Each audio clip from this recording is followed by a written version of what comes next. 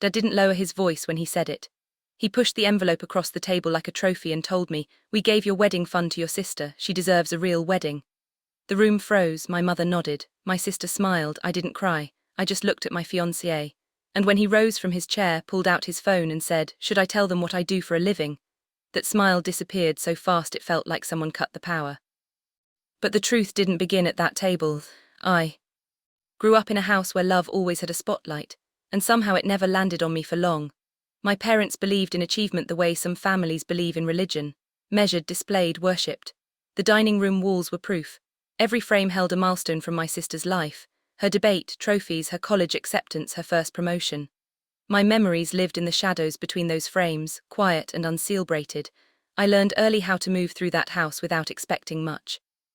I kept my head down, built a small career of my own as a freelance designer, and pretended I didn't notice how often conversations drifted back to the daughter who made them proud. It wasn't jealousy. It was the ache of being half visible in the place that raised me. The only one who saw me fully was the woman who lived just across the hall from my childhood room, my grandmother. She'd press warm cookies into my hands and say the sweetness was for balance because the world wasn't always fair. She gave softness to a life that often felt like sandpaper. My fiancé met her before he met anyone else in my family. He showed up in a simple sweater and worn jeans, a kindness in his eyes my grandmother recognized instantly. They talked for an hour that first day. Before I continue the story, tell me first, where did you hear this from? Write it in the comments because what happens next, most people won't believe. When he left, she squeezed my arm and whispered, "He's steadier than he looks." She was right, he never tried to impress. He just showed up with a quiet strength I didn't know I needed. My parents didn't see any of that. To them, his simplicity meant insufficiency. They asked vague questions about his job, but only in the way someone checks a box they've already decided is empty. When he didn't elaborate, they wrote their own story that he lacked ambition, that he wasn't on her level. They never asked what level I wanted to be on. As the wedding season crept closer, the tension thickened. My sister could barely contain her excitement as she listed venues, menus, deposits already paid. My parents nodded with the warm approval I'd chased for years. I watched from the edge of the conversation, pretending the knot in my stomach was just stress. My grandmother noticed, she always did. One afternoon, while trimming the roses in her small backyard, she said, "Sometimes the loudest rooms have the least truth in them." I didn't understand then, but I would. Everything, the favoritism, the imbalance, the cracks in our family was leading to that Sunday dinner. The night my fiancé stood up and the truth finally stepped into the light. The weeks after that dinner tightened around me like a slow, deliberate squeeze. Every conversation in my family circled back to my sister's wedding, her venue tour, her dress fittings, the deposits she'd confidently placed. My mother repeated the phrase, "a real wedding," so often it began to sound like a judgment carved into stone. I tried to let it wash over me, but each mention felt like another small hand pushing me out of my own life. My father didn't help. He'd glance at my fiancé with the polite smile people use when they're sure they're being generous. "Stability matters," he said once, stirring his coffee like the rhythm steadied him. "You two should think carefully before making commitments you can't sustain." It was framed as advice, but the message was clear. He didn't believe we could stand on our own. He didn't believe I could build anything lasting with a man who didn't parade his accomplishments. My sister absorbed all of this with a bright, oblivious joy. She'd sit on the couch describing floral arrangements, her excitement spilling over while my parents leaned in, hanging on every word. I stayed quiet, hands folded in my lap, wondering how a family could make room for one daughter so effortlessly and leave the other pressed against the walls. The turning point came at the airport. My grandmother had been invited, or at least we believed she had to join them on a short celebratory trip. She dressed carefully that morning, smoothing her blouse with a hopefulness that made my throat tighten. But at the check-in counter, the agent frowned, typed a few times and said, "There's no reservation under her name." My parents exchanged quick glances, the kind that last only a second but say everything. My sister stared at her phone. My grandmother's hand trembled slightly as she adjusted her bag strap. Maybe there's a mistake," she whispered. But there wasn't, there was never a seat for her. She wasn't part of their plan. Humiliation settles differently when it lands on someone you love. It's heavier, more personal. I felt it hit me like a physical weight. My parents offered excuses, mix-ups, misunderstandings, oversights, but none of them reached her eyes. She simply nodded, thanked the agent, and stepped aside with a dignity sharper than any apology they could offer. I stood next to her, silent. I didn't cry then either. I just looked at my fiancé. The airport noise faded, a hum behind us, Something in his expression changed. Quiet anger, steady purpose. And that was the moment I knew this wasn't a mistake. This was a plan. My grandmother didn't say a word on the drive home. She sat straight, hands folded in her lap, staring out the window as the city blurred by. Every few minutes she gave a small nod as if agreeing with a thought only she could hear. When we pulled into her driveway, she thanked us with a soft smile that cracked something in me. She moved slowly, carefully, as though her disappointment weighed more than her bones could carry. Inside, the house smelled like lavender and old books. She went straight to the garden door, opened it, and stepped onto the small patio. I watched from the threshold as she knelt among her roses, touching each stem as though apologizing for having left them even just for a morning. The quiet around her felt fragile, like a room where someone had just received bad news but hadn't said it out loud. When she finally spoke, her voice was steady. "They didn't forget me, Anna. They decided I wasn't necessary." She pulled a wilted leaf from a stem, her hands gentle. People reveal themselves in small choices. That was a choice. I sat beside her, knees in the dirt. I didn't try to defend anyone. There was nothing left to defend. Later that evening, while she brewed tea, I opened my laptop. A familiar thought dragged me forward. Someone needed to protect her, even if that someone had never been me before. I searched everything I could find about financial mistreatment of elders. The more I read the definitions, the red flags, the examples, the more a painful clarity settled. It wasn't just the forgotten ticket. It was the way my parents talked about her savings, the way my sister joked about reallocating resources, the way decisions were made around her instead of with her. All the pieces slid quietly into place. When Liam walked in, he paused behind me, reading over my shoulder. "You think they've crossed that line?" he asked softly. "I think they erased it long ago." My voice surprised me. It wasn't shaking. It wasn't unsure. He rested a hand on my shoulder, grounding me. "Then we don't wait for them to do it again." The next day we met with someone who specialized in protecting older adults. She listened carefully, asked precise questions, and didn't flinch when I described the airport. When she outlined our options, the room seemed to shift. The power I'd felt slipping away for years snapped back into place, quiet but solid. By the time we left our office, the plan was set. And when my family returned from their perfect trip, they wouldn't walk into a warm welcome. They would walk into consequences. They landed on a Thursday afternoon, rolling their luggage through the arrivals hall with that breezy confidence of people who believe the world will always bend toward them. My parents looked relaxed, sun-warmed, chatting about restaurants they liked.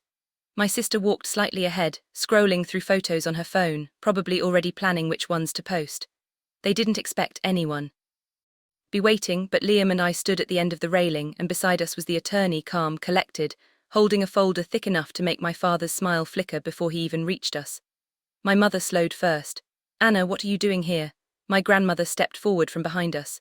She'd insisted on coming, not out of anger, but because she wanted to be present, wanted her voice to matter for once. She wore a navy cardigan and held her purse carefully in front of her as though bracing for impact. My sister's eyes darted from me to the attorney. "What's this?" The attorney spoke in a professional, even tone. "I'm here on behalf of your mother. We need to discuss the unauthorized use of her assets and the incident at the airport." My father's face drained. "What incident at the airport?" My grandmother answered quietly. "The one where you left me without a ticket." Silence dropped like an anchor. Travelers pushed past us, wheels rolling, conversations rising and fadding, but inside our small circle the air felt thick, unmoving. My sister scoffed. "It was a mistake, Mom. We explained that." "No," my grandmother said, her voice clearer than I'd heard in years. "You explained nothing. You avoided, you minimized, you told me I must be confused, as though confusion were my default state." She looked directly at her eldest granddaughter. "I wasn't confused." My father's jaw clenched. "We don't need a lawyer for this." The attorney handed him the envelope. "You do now." He opened it.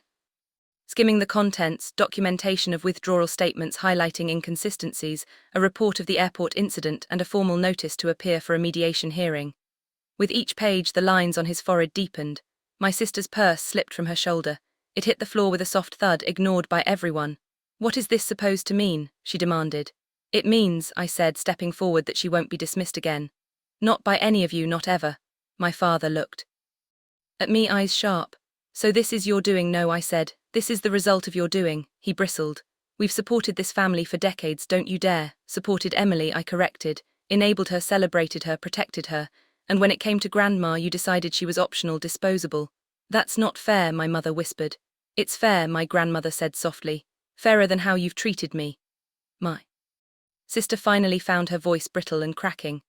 Why are we acting like criminals? We helped you with your bills, we've handled your accounts for years, we were doing you a favor. My grandmother's eyes shone not with tears but with something like resolve. You handled my accounts because I trusted you.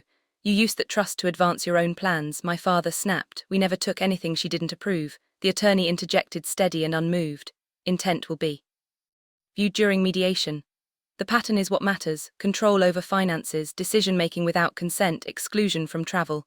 These are all indicators of financial exploitation. My sister's composure fractured. This is ridiculous. Tell them, Dad. But Dad just stared at the papers, his bravado collapsing, not from guilt yet but from fear of consequences he'd never imagined could reach him. My mother looked at Liam, searching for a soft place to land. You're letting her tear the family apart. Liam didn't flinch. I'm supporting her while she protects someone who deserved protection long before now. My sister barked a laugh. Is that what this is? You pretending to be the hero? You've barely told us what you do for work. Liam exhaled, slow and controlled. You're right, he said. I haven't. My sister rolled her eyes. Of course I'm right. You've been hiding it. No, he corrected. I've been selective with who I trust. He reached into his jacket and took out his phone. He didn't raise his voice. He didn't try to impress anyone. He simply opened a page and held it out for them to see. This is what I do for a living. My sister leaned in and her face fell. The confidence slid off her features like paint rinsed away by water. You, she stammered. You run this? He nodded once. My father blinked rapidly. But you said you were in tech. I am, Liam said, just not in the way you assumed. My mother put a hand to her chest. But why didn't you say something sooner? Because success doesn't excuse disrespect, he said, and respect doesn't require success. My grandmother smiled faintly at that. My father tried to recover, tried to pull dignity back around himself like a torn coat, still involving lawyers. This is extreme. What you did was extreme, I said. Leaving her at the airport was extreme. Using her savings without her full understanding was extreme. My sister folded her arms. Fine, you want to humiliate us. Congratulations. This isn't humiliation, I said quietly. This is accountability. The attorney stepped closer. You'll need to confirm a date for mediation. It's mandatory. My mother's voice wavered. What happens if we don't? Then the court proceeds without your input, the attorney replied. A pause, a shift. My sister whispered, Dad, do something. But he couldn't. For the first time in my life. My father had no leverage, no angles, no prepared speech. He looked at my grandmother, not with affection but with the dawning realization that the power he'd held over her was gone. My grandmother lifted her purse, settling it on her shoulder. I'm going home now, she said. Anna will take me. She turned, and for a moment I saw her not as fragile but as formidable, someone who had finally remembered her own worth. When we walked away, my sister's voice rose behind us, cracking under the weight of consequences she'd never expected to face. This is going to ruin everything. Liam glanced back just once. No, he said, this is going to reveal everything. And it did. The mediation happened 6 weeks later in a quiet office downtown. No judge's robe, no dramatic gavel, just a long table, a neutral mediator, and the weight of choices finally held up to the light. My grandmother sat beside me, her hands folded neatly, her voice steady as she confirmed each detail. The withdrawals she didn't fully understand, the trip she was promised. The airport humiliation. She could still feel in her bones. My father tried to justify, my mother tried to soften, my sister tried to deny, but the facts didn't bend and the mediator didn't flinch. By the end of the session, my grandmother's funds were restored. Every dollar accounted for returned in structured payments overseen by the court. She also updated her will quietly and without ceremony, removing those who had treated her as an obligation instead of family. She didn't do it out of vengeance. She did it to protect her peace. Afterward, she moved into a small house near a garden center. She planted flowers again, roses, hydrangeas, herbs she used to keep by the window. She looked lighter standing in the sunlight, as if her shoulders had finally unclenched after years of shrinking herself to keep the family calm. As for me, something shifted. I enrolled in a community advocacy program, learning how to support older adults who didn't always know how to speak up for themselves. It felt like purpose, like the beginning of something I should have done long ago. And even now, when I pass my grandmother's garden and see her pruning a rose bush, I'm reminded of the same question I'll ask you. Have you ever had to protect someone from their own family? In the end, I learned that real love doesn't demand silence, and family isn't defined by who shares your last name, but by who shows up when it matters. My grandmother regained her voice. I found mine standing beside her. And the truth we brought into the open didn't destroy our lives, it rebuilt them on something honest. If this story stayed with you, tell me where you're listening from and share your own experience. Have you ever had to draw a line with family? Your voice might help someone else. And don't forget to subscribe for more stories like